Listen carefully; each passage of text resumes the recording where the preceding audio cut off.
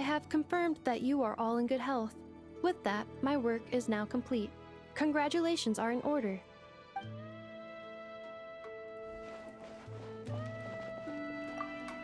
It's good to know you're all well.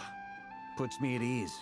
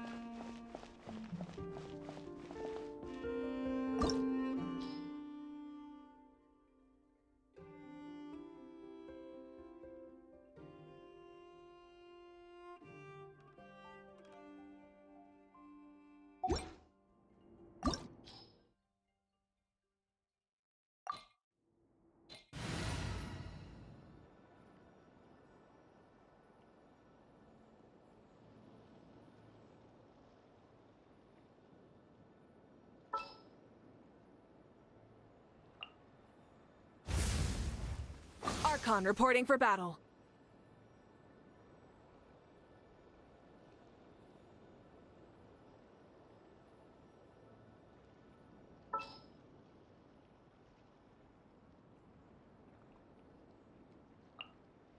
Do not be afraid, for I am with you.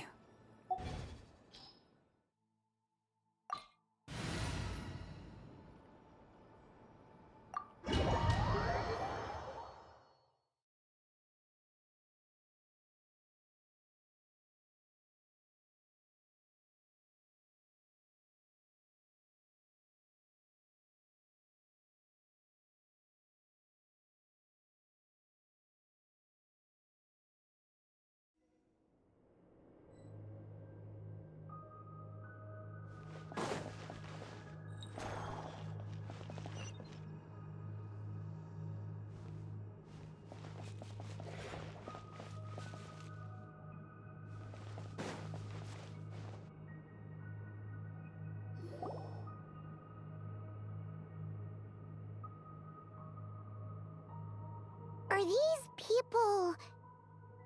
Judging by their clothes, they appear to be phantom Hyperboreans from the distant past. That could mean they have some clues about the moon goddess's name, right?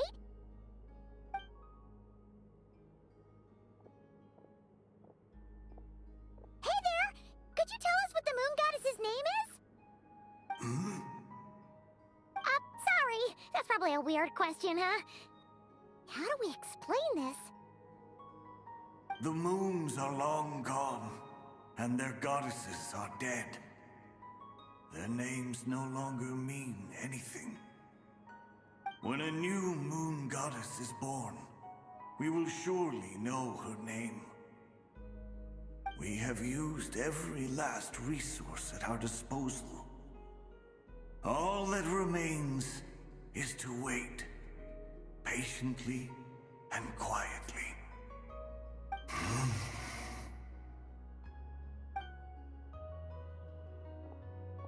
Were the people of the past all this devout? It looks like this phantom doesn't intend to converse with us any further.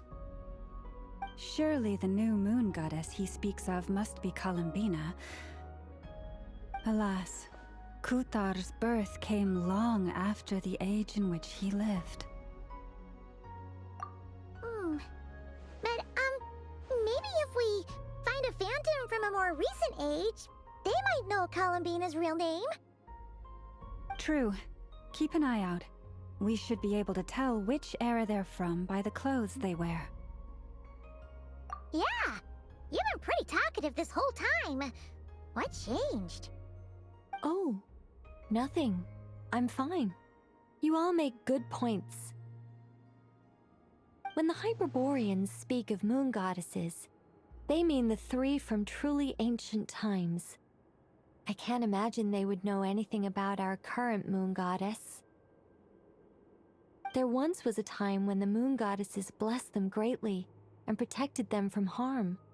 So, when the war between the gods and dragons plunged the world into chaos, it seems they looked once more to the moons for help, praying for a new goddess to be born.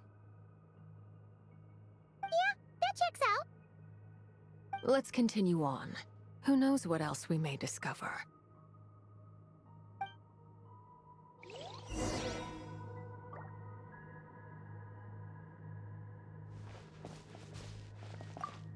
The moons have left for now, but they would not abandon us forever.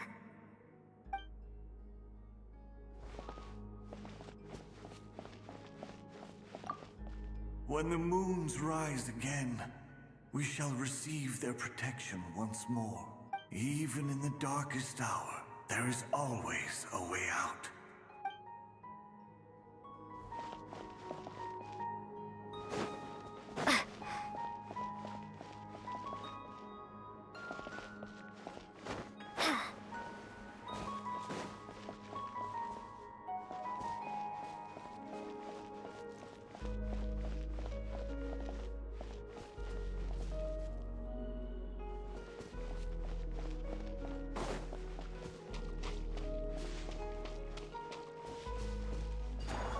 There's a door blocking this path.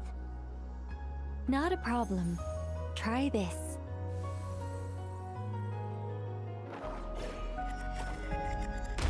Whoa! How did that door suddenly collapse? This device was maintaining the door's integrity. Remove the core, and the device stops working.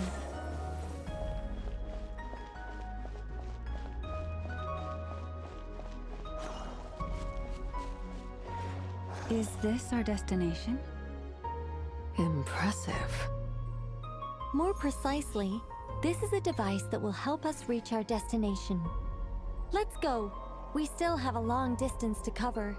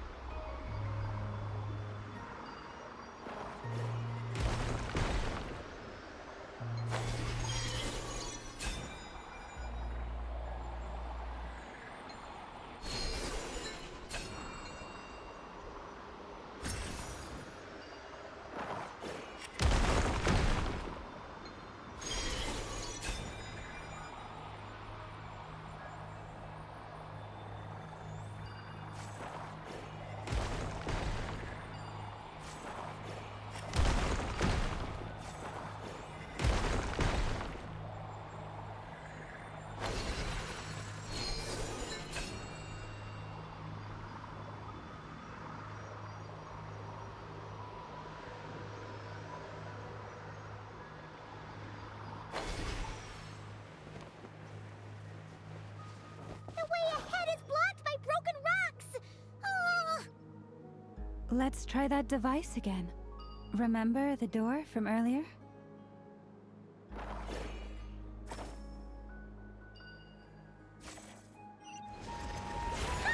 So it works in reverse, too!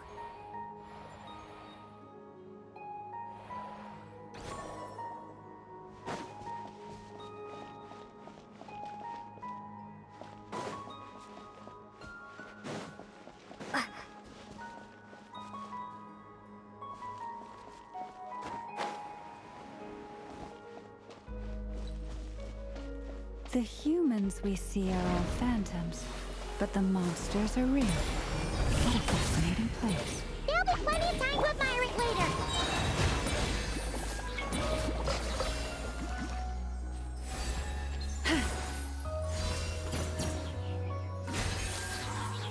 With one heart, we pray. You poor lost lamb.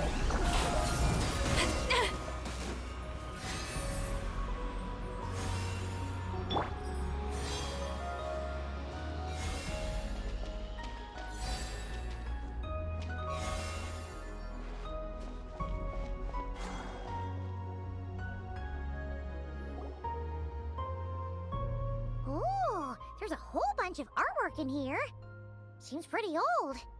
Nicole, this is probably your area of expertise. What do all these paintings mean? Let me see.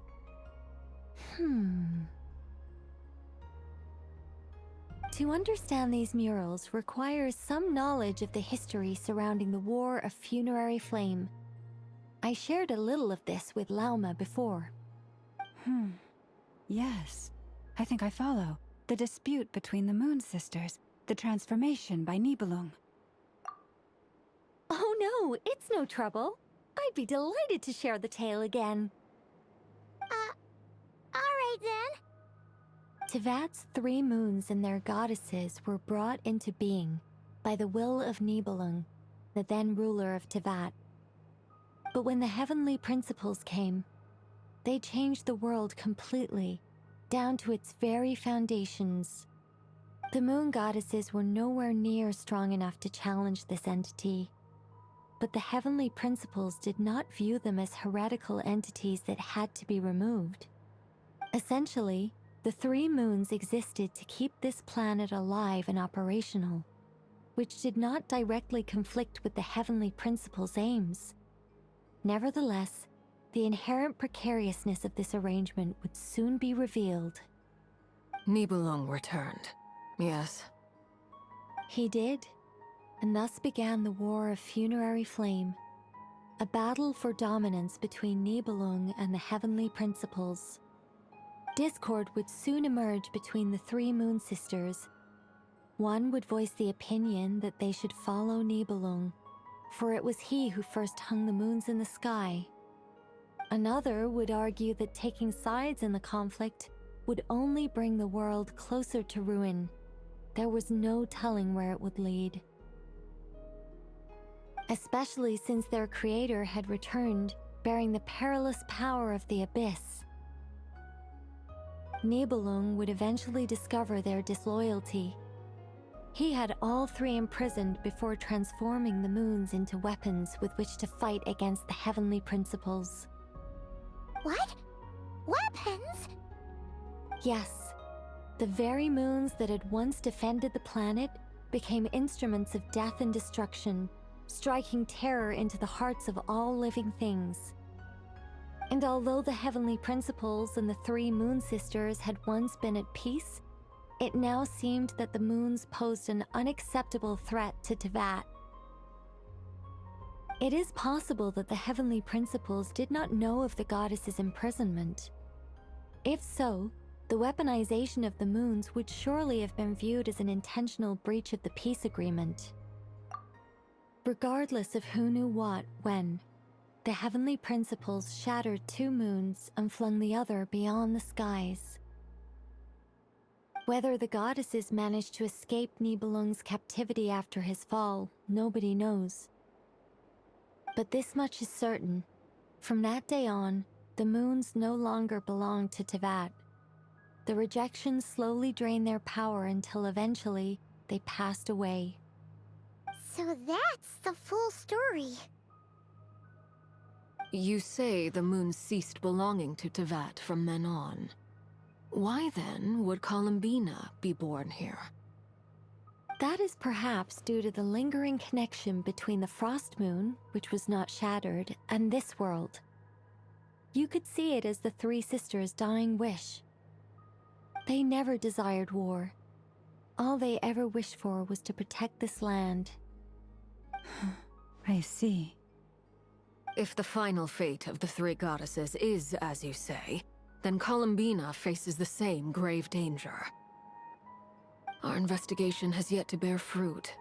We must hurry. Yeah, you're right. Let's keep going.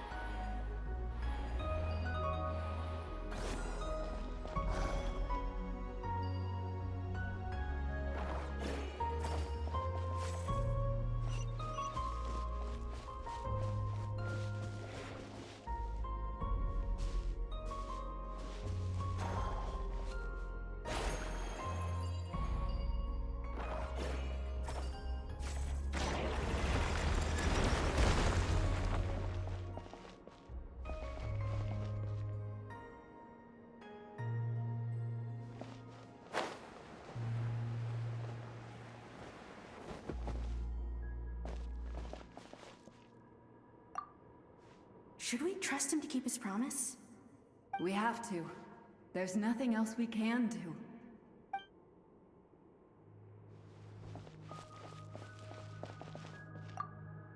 Why? Why do the creators of this world no longer show mercy upon their people? Remember his words. We must change our fate with our own hands. Wait, that's odd. Who is he? Is something wrong? No, not really. It's just that over 30 possibilities emerged in my head, so I can't be sure who he is. It's been too long. My memory isn't as sharp as it once was. Okay. 30. Wow. Impressive.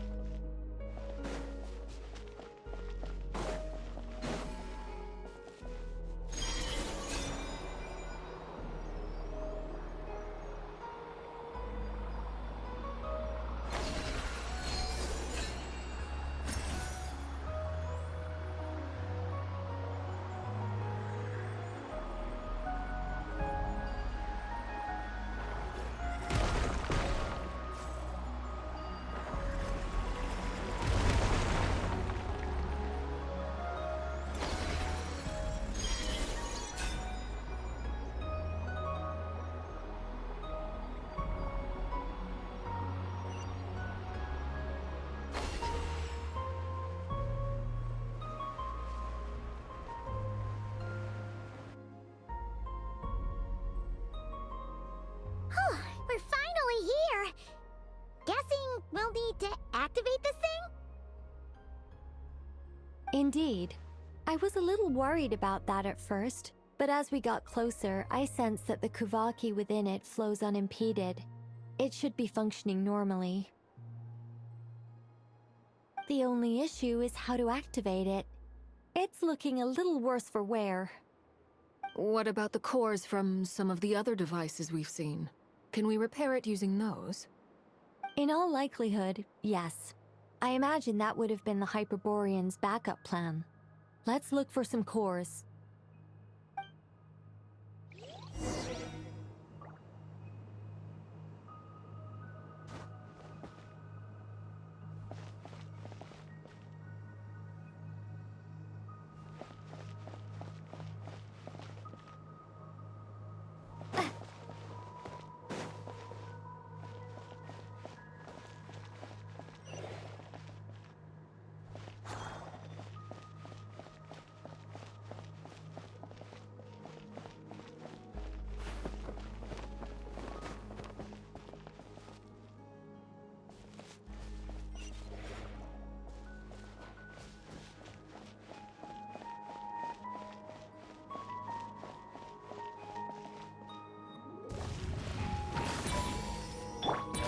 Observe.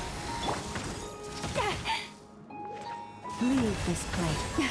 A grave transgression. Silence!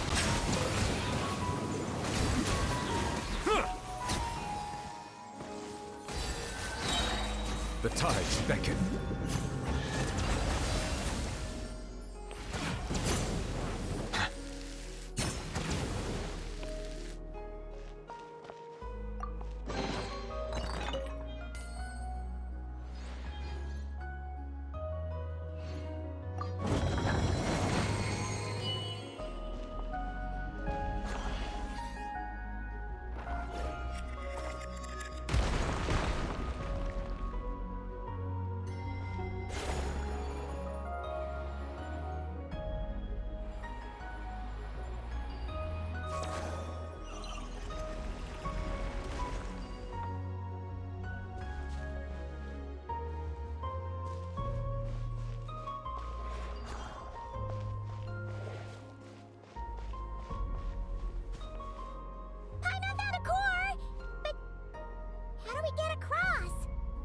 Walk up, then jump down.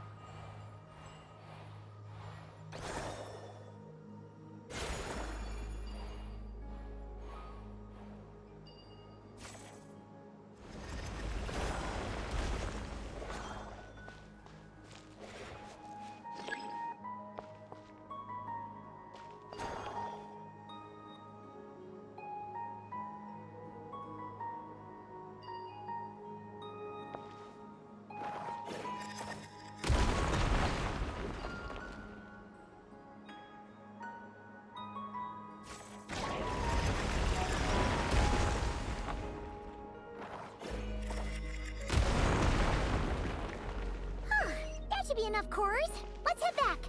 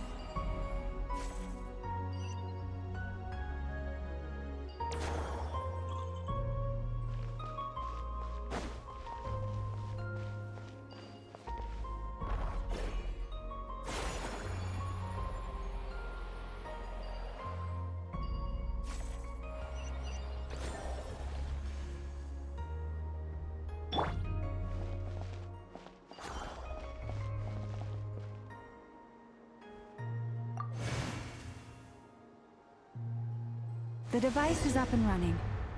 It's hard to believe that the ancients were capable of constructing such things. Paimon sees our destination! It's right up ahead! Yes, let's go.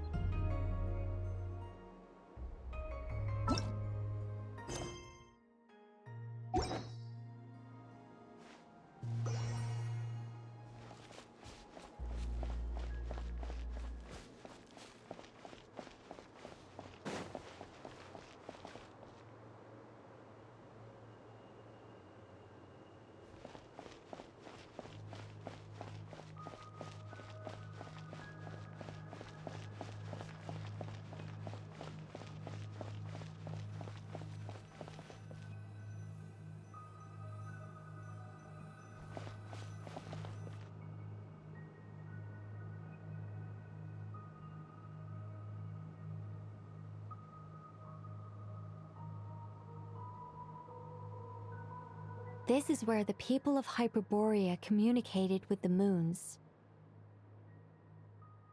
We need only place the moon marrow upon this platform on Moon Prayer Night, and we shall be able to open a portal to the moon and send our moon goddess back home.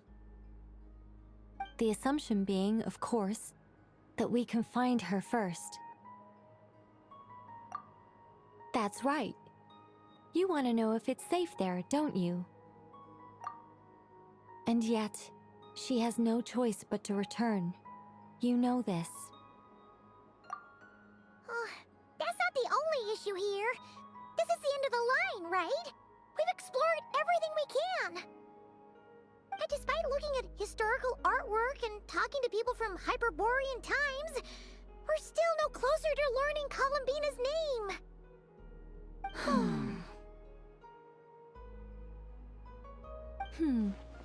If it's not too much trouble, could you tell me exactly what Alice said to you about finding her name? Oh, sure. What she said was... Then your first job is to find it. As a moon goddess, I'm sure she must have a name she identifies with.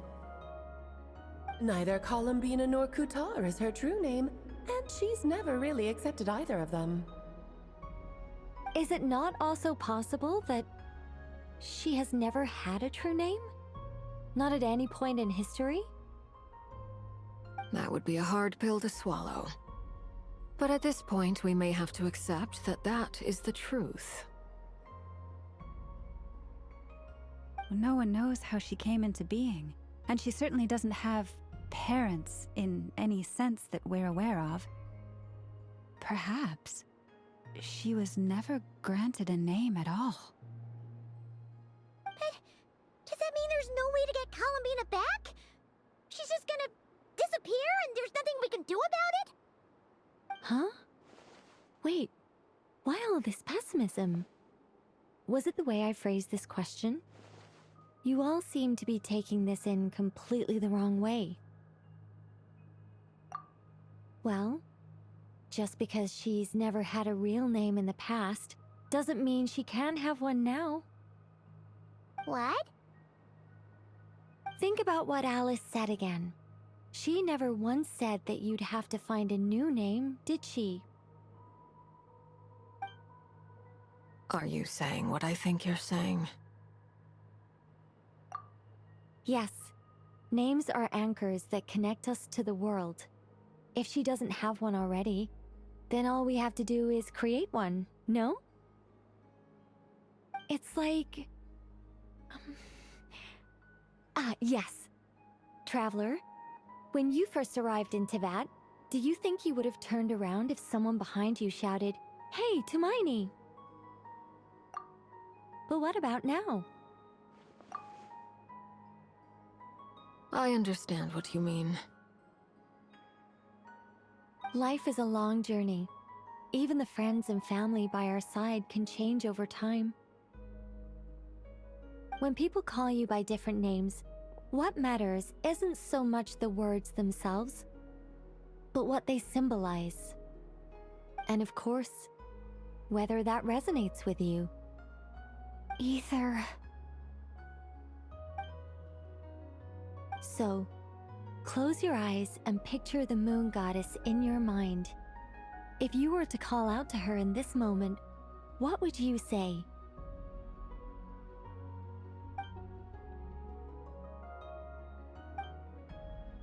Columbina. Columbina. Hi, Mom would call her Columbina too. She has long forsaken everything that Kutar represents. I think from now on I should call her Columbina too. Well, it sounds to me like you found your answer. Are you sure? Is it really that simple? We haven't found her this whole time, and not for lack of trying. For a journey like this, the process is every bit as important as the outcome. Had you not searched far and wide, rejecting every other answer you were offered, how could you have come to an answer you felt was finally correct? Oh, It all makes sense now. This has Alice's fingerprints all over it. Are you suggesting that Mage knew from the start that Columbina never had a real name to begin with? I can't say for sure. But I can definitely imagine her chuckling in satisfaction somewhere right now, saying, "Ah, what fun." Llama!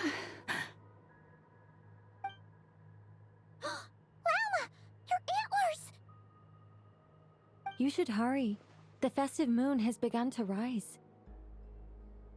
Do not worry, for when you called the name Columbina just now, I could sense that the power within was enough to summon back the moon goddess. The power within what? The name? Yes. So, the thing is... What's wrong now? This is so annoying. I really want to explain how that whole thing works. Starting from the founding principles of Tevat and... Oh, I could talk about this for hours. But... Deep breaths, Nicole. Deep breaths. You're an angel. A sober, sensible, solemn angel who has her priorities straight. Okay then. Sorry for asking. Clearly a bad call on Paimon's part. Anyway, you all need to hurry. Last thing, remember how it felt when you called out that name. Then it is agreed. By the name Columbina, we shall find her. Then we'll throw her the best Moon Pair Night party ever! And at last, we will send her home.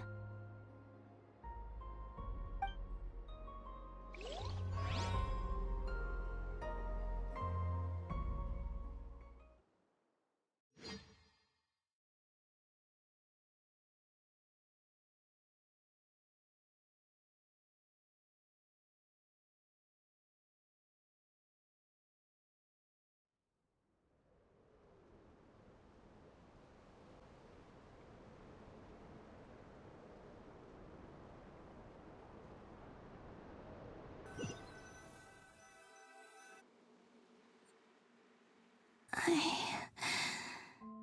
can barely move anymore. My consciousness is fading away. Have they come back out? I'd love to see them one more time.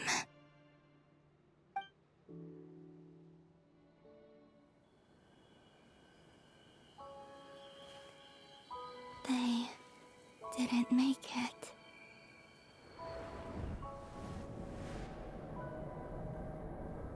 Could you tell me your name? My name is...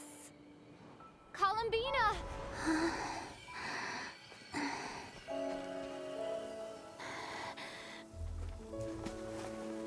Columbina! Are you here? Columbina! That's the name you gave when we first met. And it's what I've called you ever since. Columbina. It's a fine name.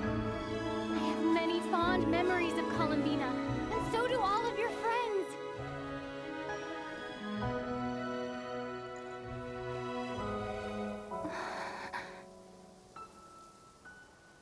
If you like this name,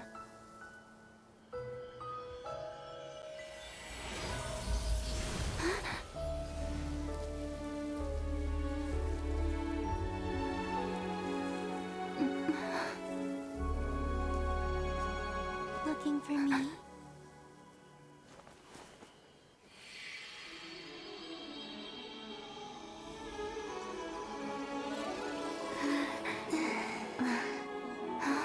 I like it. You can carry on using it. My name is Columbina Hyposelenia.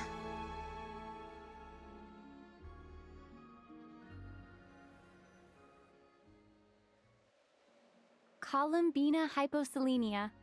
That's a wonderful name. I never thought that Columbina would become my real name.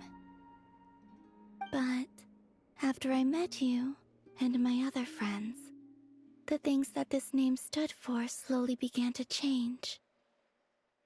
It went from being a Fatui code name to something my friends call me.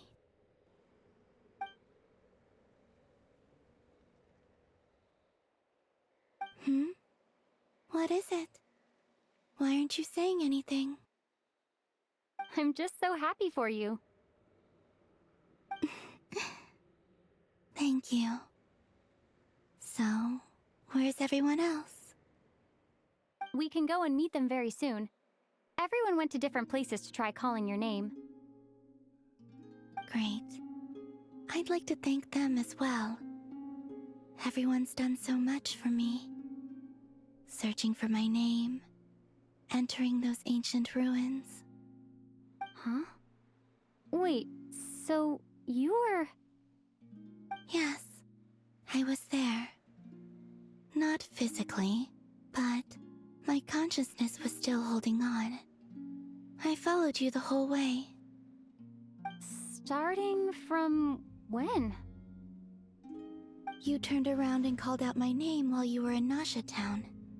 Do you remember?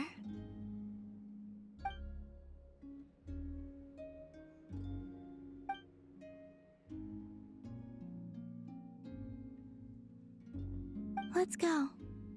We don't want to keep them waiting. Sure. In that case, come with me. But... Before that, could you call my name one more time?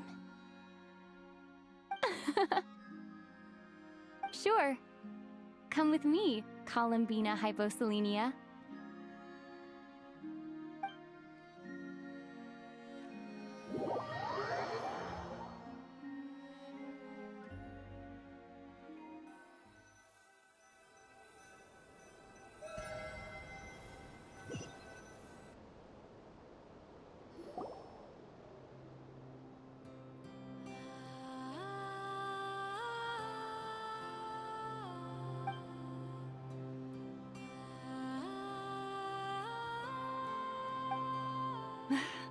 Columbina.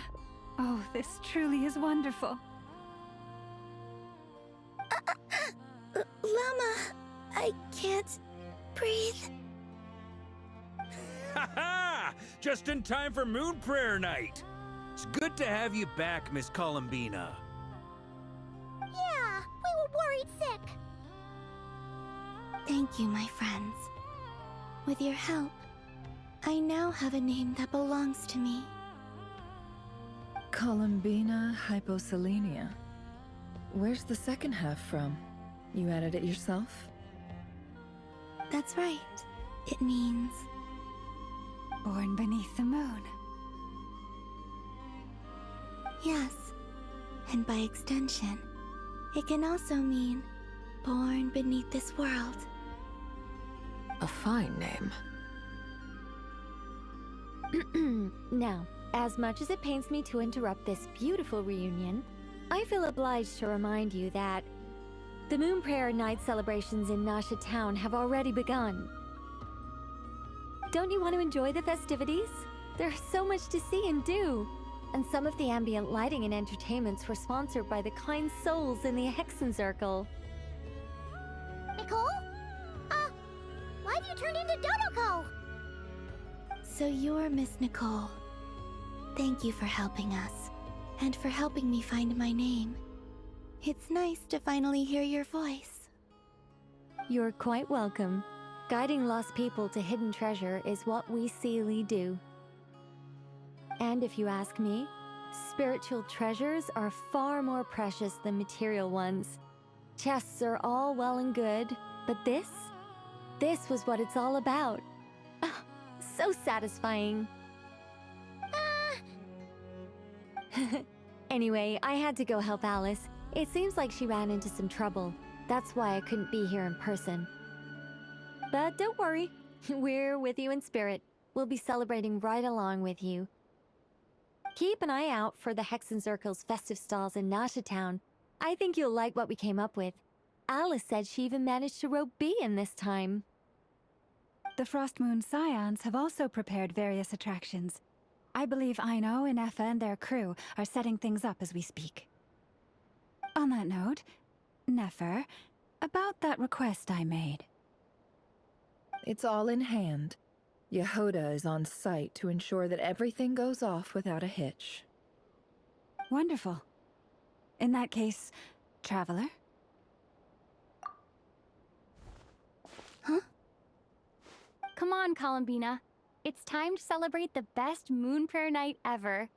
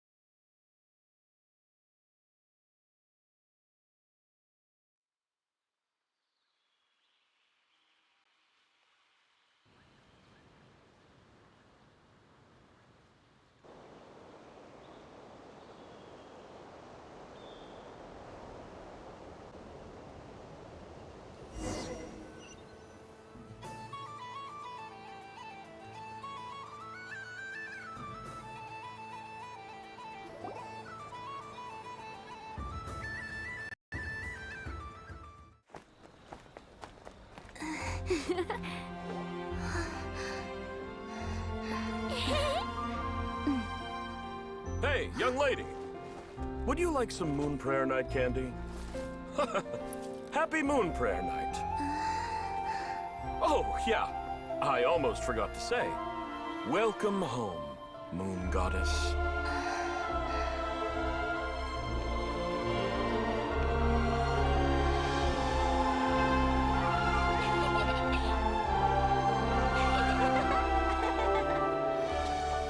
Welcome home, Moon Goddess. Welcome home, Moon Goddess. Welcome home, Moon Goddess. Turning Nasha Town into her home is a festive gift. A rather brilliant idea. Perhaps this is what Nodcry, Columbina's home, should have been like all along.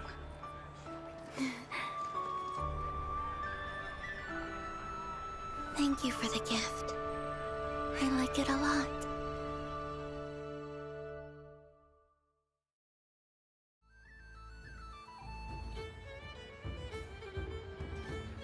This feels like the surprise of my life. I do. I never imagined I'd ever get to enjoy Moon Prayer Night with everyone so freely. If you're happy, we're happy. Quite a strategy you came up with. Hide the tree in the forest. It's not your usual style, Lauma. Is there something about Moon Prayer Night that enhances what's in your head as well as the antlers on top? Apparently so. It even inspired a perennial penny pincher to use their resources for a greater cause. It truly is a magical festival.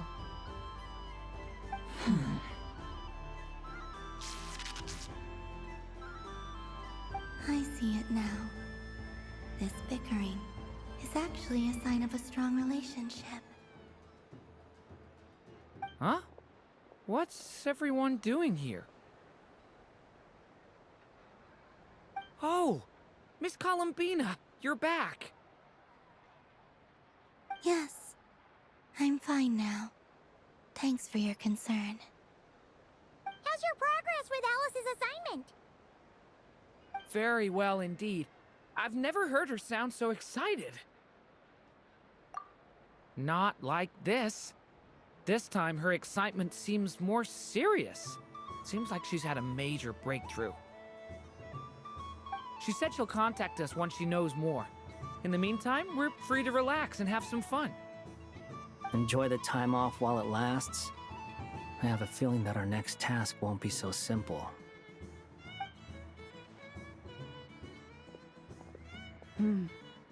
I should go.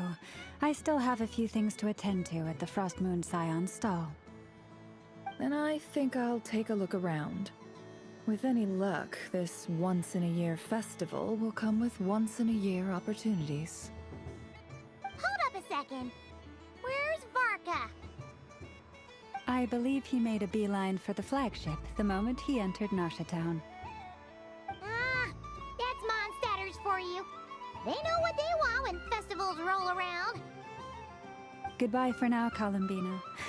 I hope you have a wonderful night. I will.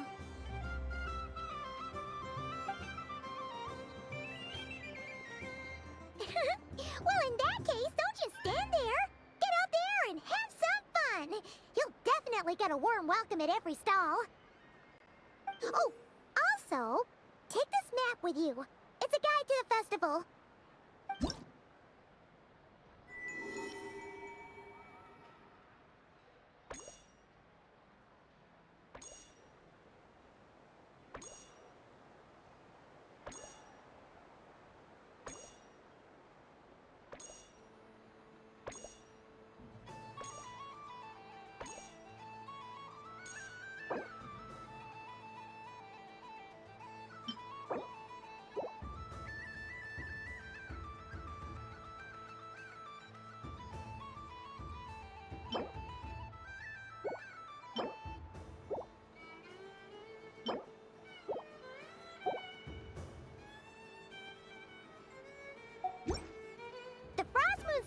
Stall is over here.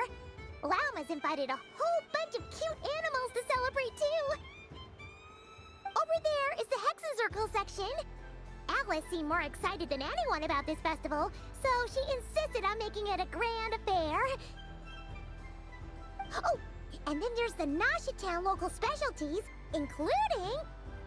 Actually, forget that. Better if you go check them out for yourself. Thank you. It looks like a lot of fun. You're not coming with me? We'll be around. But don't you want to browse by yourself for a bit first?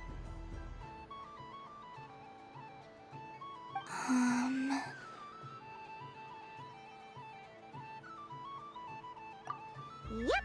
If you find something you like and want to try it out together, just give us a shout. We'll be right with you. Otherwise, just relax and enjoy yourself.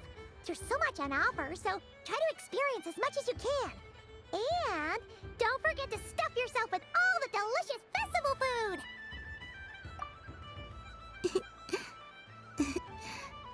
All right then. Off I go.